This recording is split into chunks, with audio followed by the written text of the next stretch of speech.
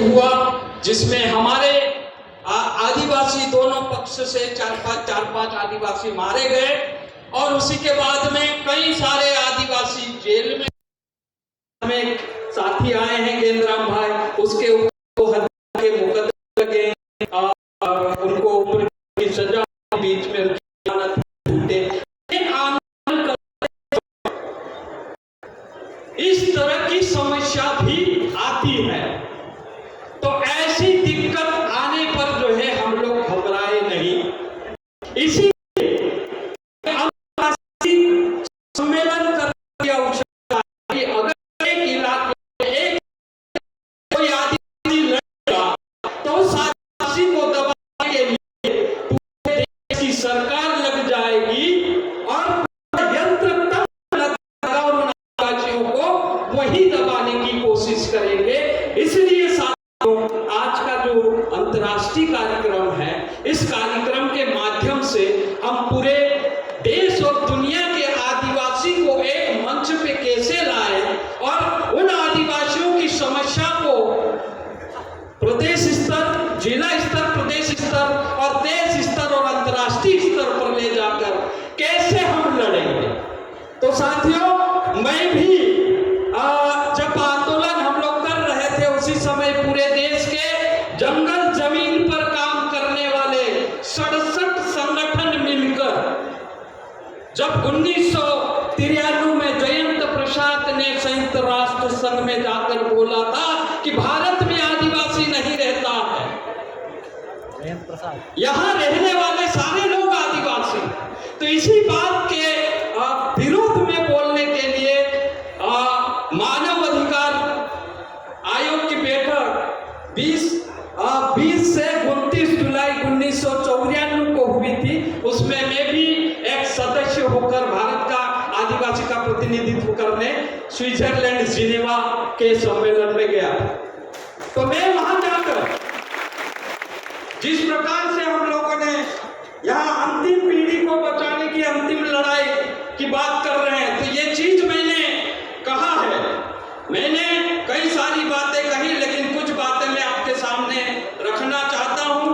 जैसे कि मैंने कहा था कि भारतीय संविधान के प्रावधानों एवं भारत के पहले प्रधानमंत्री पंडित जवाहरलाल नेहरू की आदिवासी के बारे में संवैधानिक विचार को साथ में देखते हुए देशज लोगों के हक अधिकार के सिद्धांत मिलते जुलते हैं, लेकिन ये सभी क्रांतिकारी मानवीय भूमिका, कानून, योजना और कार्यक्रम होने के बावजूद भी स्वतंत्र भारत में आदिवासियों की स्थिति ज्यादा खराब होती जा रही है और दूसरी तरफ आदिवासी इलाके में उपनिवेशवाद जैसे देखने में आ रहा।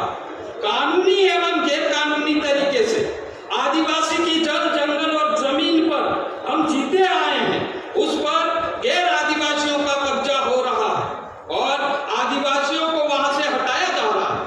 सत्ताधारियों का एकीकरण के कार्यक्रम के आधार पर हमारी मातृभाषा, संस्कृति, सामाजिक ढांचा, रीति रिवाज, धर्म और रहन सहन को तुच्छ मानकर सरकार द्वारा दबाया जा रहा है।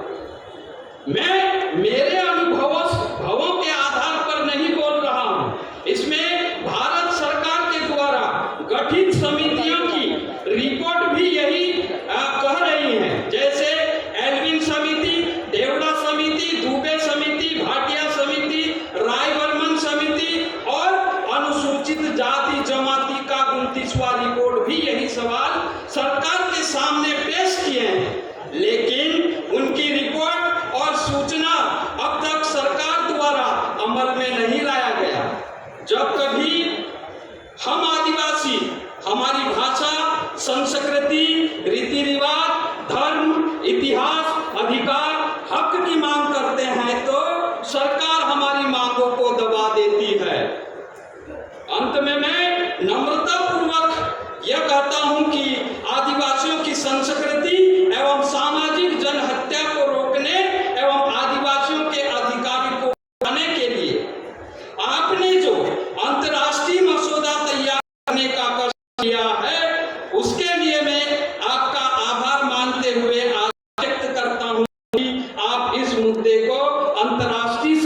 सदनों में पेश करके अनुमति दिलाने की कोशिश करेंगी एवं उनको लागू करने की कोशिश करेंगी, जिससे आगे आने वाली आदिवासी पीढ़ियों का मानव जैसे जीने का अधिकार प्राप्त होगा। किंतु साथियों, उसके बाद में संयुक्त राष्ट्र संघ ने दशक मनाया।